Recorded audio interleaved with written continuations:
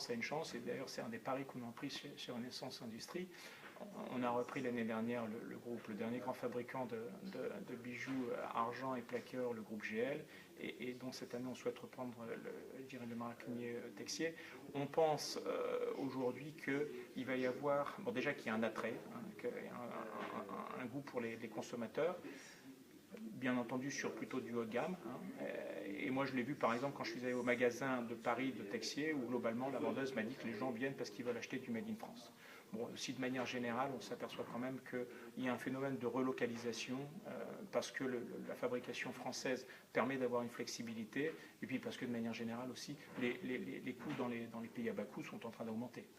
Notre souhait, très clairement, ça va être de pouvoir développer, bon déjà repositionner Texier sur, je dirais, son ADN, et redorer la marque avec des gammes de produits. Alors, on va essayer de se polariser sur l'homme et la femme d'affaires, donc vraiment exploiter ce segment parce qu'il est naturel avec l'aspect pratique, classique et élégant des sacs de Texier.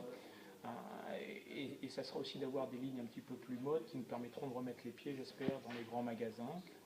Donc déjà, il y a un travail pour pouvoir relancer la marque Texier. Après, on souhaite redévelopper l'entreprise aussi avec l'arrivée de licences, donc d'exploitation de licences pour des grandes marques, ce qu'on fait déjà chez GL, puisqu'on conçoit, on fabrique, on commercialise les bijoux pour Kenzo, Nina Ricci et Inès de la Fressange, et puis aussi développer l'activité sous-traitance pour les grands acteurs du luxe, ce qui est aussi fait chez GL, puisqu'on travaille pour les plus grandes marques.